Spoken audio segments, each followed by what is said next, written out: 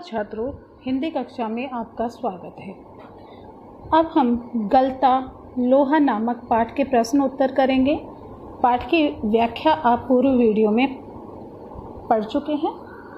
इसके प्रश्न इस प्रकार है। कहानी के उस प्रसंग का उल्लेख करें जिसमें कविता की विधा और घन चलाने की विद्या का जिक्र आया है।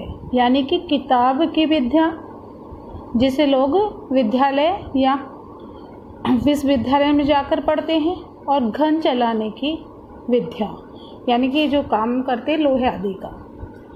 तो इस प्रश्न का उत्तर इस प्रकार है कि धनराम एक ही साथ दो विधाएं सीख रहा था। जैसे मैंने बताया कि धनराम है वो एक लोहार का बेटा होता है, और लोहार का बेटा क्या लोह पीटने का कार्य करता है। लेकिन धनराम के पिता चाहते थे कि वो थोड़ा पढ़े, तो वो पढ़ाई के साथ साथ लोह पीटने का कार्य भी करता था। इस प्रकार दो विधाएं सीख रहा था। एक तरफ लोहार पिता का पुत्र होने के कारण उसके पिता गंगाराम उसे अपना खानदानी व्यवसाय सिखा रहे थे, जैसे सान चढ़ाना, धोकनी फूंकना और हथौड़ा चलाना आदि।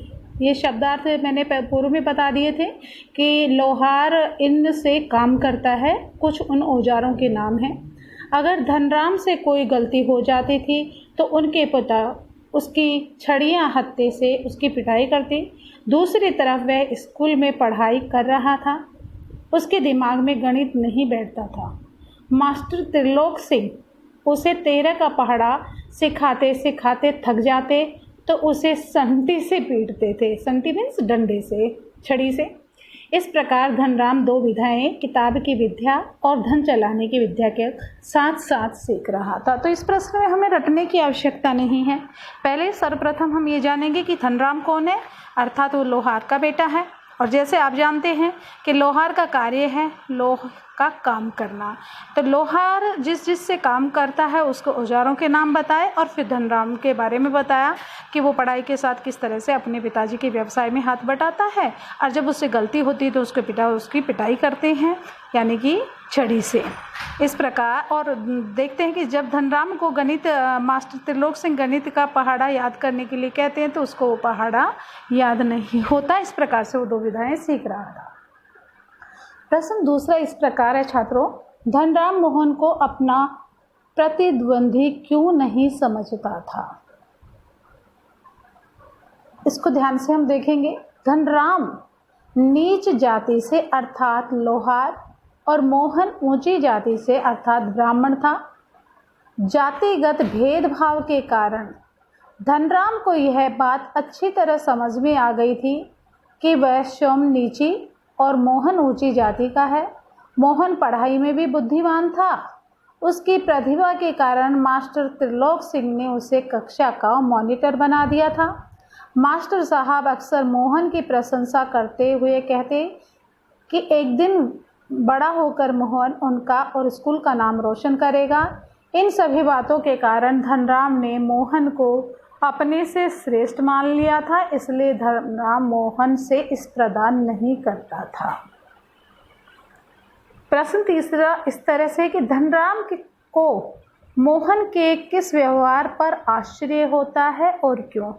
कहानी में हमने अच्छे से पढ़ा था कि धनराम द्वारा लगातार लोहे की छड़ को गोलाई से मोड़ने में असफल होने पर मोहन ने बिना संकोच किए दूसरी तरफ से लोहे को स्थिर किया और धनराम के हाथ से हथौड़ा लेकर उस पर नपी तुली चोटें मारना प्रारंभ किया। नपी तुली यानी कि जितना संभव हो वैसी चोटें हथौड़े से मारने लगा। मोहन उसके बाद दोबारा उसे भट्टी में गर्म करके निहाई पर रखकर ठोकते पीटते सुघड़ गोले के रूप में दिया। मोहन ये काम इतनी स्फूर्ति और कुशलतापूर्वक कर रहा था कि धनराम उसे देखकर आश्चर्यचकित रह गया। मोहन अपनी जाति को भुलाकर इस कार्य को स्वीकार कैसे कर पाया। ब्राह्मण टोले के लोग तो जो ऊंची जाति के होते हैं और निम्न जाति के लोगों के साथ उठना बैठना भी स्वीकार नहीं करते। यही सोचकर वह मोहन के व्यवहार पर आश्चर्यचकित होता है और अवाक दृष्टि से यानी स्तब्ध होकर उसे देखता रह जाता है। प्रश्न 4 इस प्रकार हो है, मोहन के लखनऊ आने के बाद के समय को लेखक ने उसके जीवन का एक नया अध्याय क्यों कहा। जैसे मैंने आपको बताया कि रमेश जो होते हैं वो मोहन को लखनऊ ले जाते हैं उस शिक्षा प्राप्त कराने के लिए, लेकिन वह उसे सिर्फ एक घर का नौकर समझते हैं, उच्च शिक्षा नहीं देते। तो उसके बाद में जैसे वो वापस लौट कर आता है तो उसके जीवन का एक नया अध्याय क्यों आया। तो इसका उत्तर इस प्रकार है छात्रों, मोहन के लखनऊ आने के बाद के समय को लेखक ने उसके जीवन का एक नया अध्याय इसलिए कहा क्योंकि वह पढ़ाई के लिए अपने गांव से दूर एक नई उम्मीद के साथ शहर आ गया था। उसको लखनऊ में रमेश के घर में बिल्कुल बदलते हुए जीवन को स्वीकार करना पड़ा। गांव में पढ़ाई के रास्ते नहीं थे, यहाँ पर पढ़ाई के रास्ते खुले तो थे लेकिन संघर्ष में थे।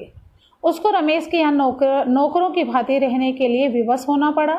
जिस बालक के उज्जवल भविष्य की कल्पना की जा रही थी वह जीवन से ही कुंठित हो जाता है और स्वावलंबी बनने के लिए फैक्ट्रियों के चक्कर लगाने लगता है। रमेश के घर की परिस्थितियां बहुत सुखद तो नहीं थी, परंतु नई दुनिया के अनुभव के साथ उसे जीवन से समझौता करना पड़ा। जैसे कि उसके पिताजी ने सपने देखे थे कि ये उच्च अधिकारी बनेगा, लेकिन रमेश उसे अपने घर ले जा कर के उसे नौकर जैसा बर्ताव करता है, पूरा उसके परिवार वाले घर का काम कराते हैं, तो उसको पढ़ाई का समय नहीं मिलता। बाद में वो काम सीखने के लिए इधर उधर से कारखानों में चक्कर लगाता है और वो लोहे का काम सीख लेता है, अर्थात उसने अपनी परिस्थिति से इस प्रकार समझौता किया। प्रश्न 5, मास्टर त्रिलोक सिंह के किस कथन को लेखक ने जबान के चाबुक कहा है और क्यों।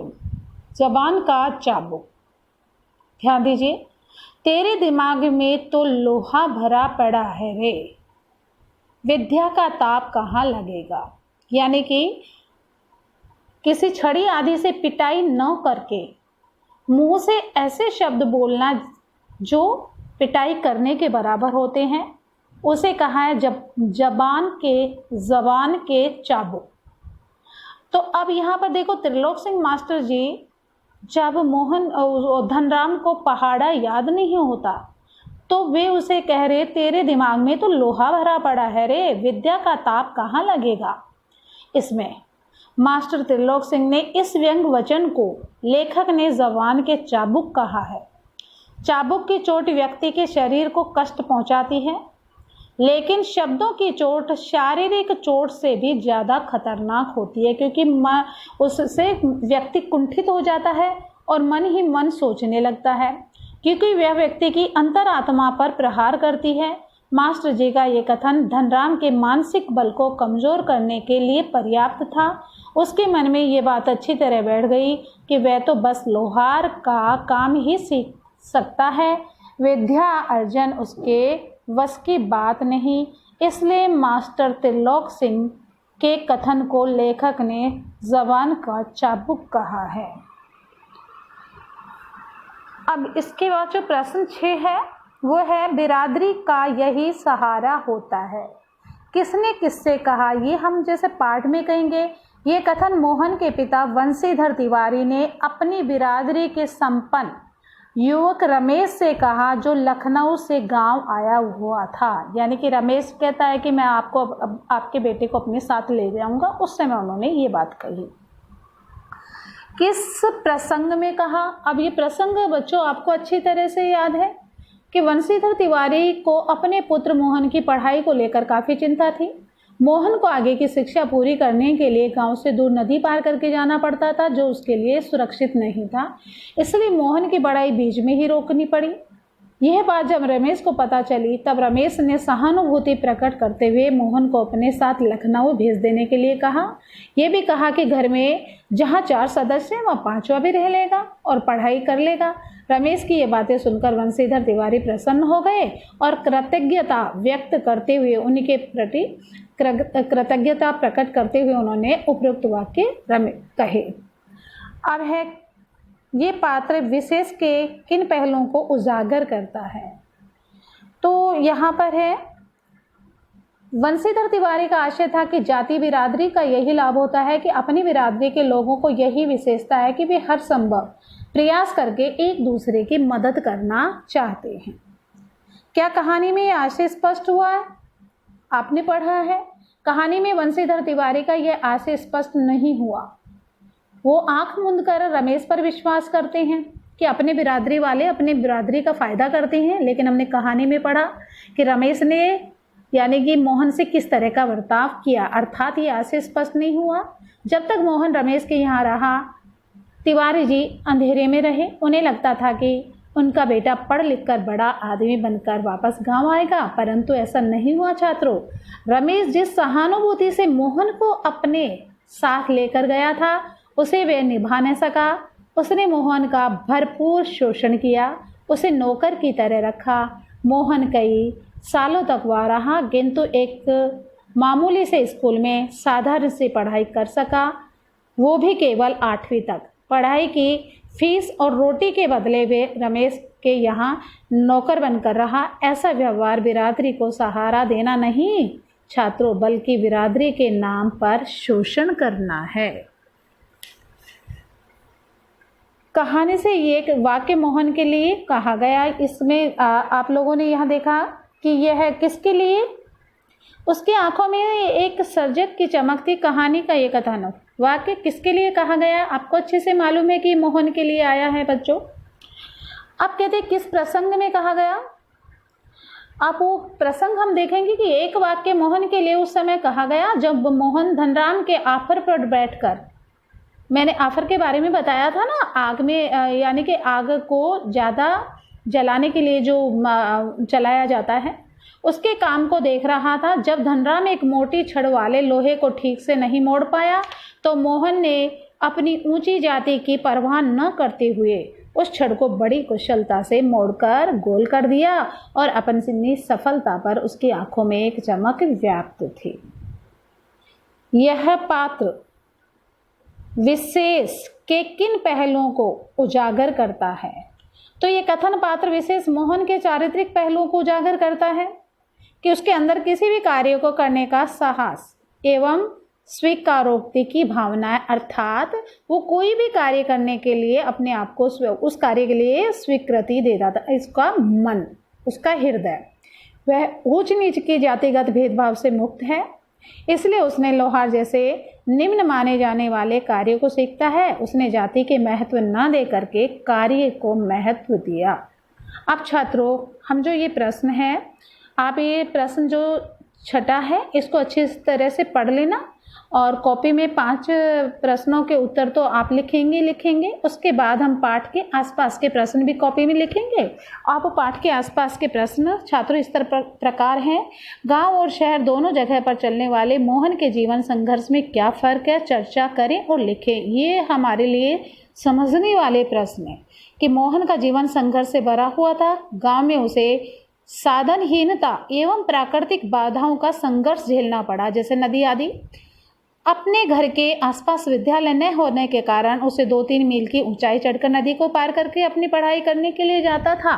शहर में इस प्रकार की बाधा तो नहीं थी, लेकिन संघर्ष और कठिनाइयाँ उसे वहाँ और ज़्यादा झेलनी पड़ी कि वहाँ तो सिर्फ नदी की ही परेशानी थी, प्राकृतिक आपदा। रमेश बाबू के यहाँ उसे दिन भर नौकर की तरह काम करना पड़ता था। उसे हर परिस्थिति में समझौता करना पड़ रहा था।